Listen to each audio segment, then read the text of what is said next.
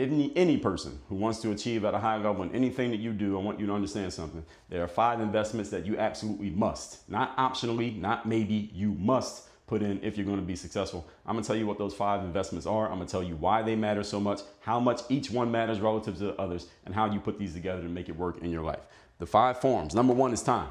Time is 60% of the pie. That pie is 100%, time is 60% of it. Why is time so big? Time is so big because if you run out of time, they call that death. All these other 5 forms of investment, I'm going to lay out the other 4. You can run out of them and you can come back to tell the story. You run out of time, you're dead. So time is the most valuable resource you have. That's why you should never allow your time to be wasted by you or by anybody else. Number 2 is money. Money, all the rest of these are each worth 10% apiece. Money is number 2 at 10%. Most people have the equation backwards. You want to know why most people don't achieve the level that they want? Because they give money more weight than it actually deserves. You need money in order to be successful. You got to put money in, you got to get money out. But money is only 10% of the equation. Time is worth a whole lot more than money. That's the reason why if somebody was to steal money out of your wallet, you would chase after them and beat them up. But when people steal 10 minutes of your time, you don't do anything. You just allow it to happen. You got the equation backwards. We call that hustling backwards. Number 3 is energy. Energy is scientifically defined as the capacity to do work, mechanically defined the capacity to do work. If you have no energy whatsoever, because energy is technically everything in living beings,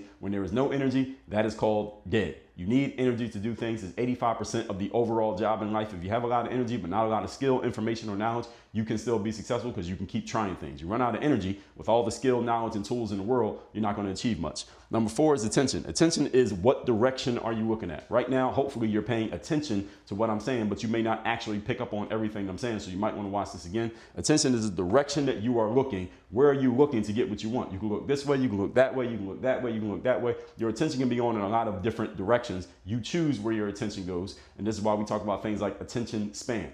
Understand that people's attention spans have not gotten shorter over the years, contrary to what you've heard. How many of you have watched a 3-hour movie at any time in the last year? Exactly. So you have plenty of attention if you see something that is strong enough to draw and keep your attention. Attention span goes up and down based on the value of what you are looking at and depending on what it is. Number 5 is focus. The difference between focus and attention is focus is what you're noticing based on what you're paying attention to. So for example, you may be looking at this video right now, but some of you may be focusing on my outfit. Some of you may be focusing on what does it say on the board behind me. Some of you are focusing on the actual words that I said 30 seconds ago. Your focus can be on different things, even though we're all paying attention to the same thing.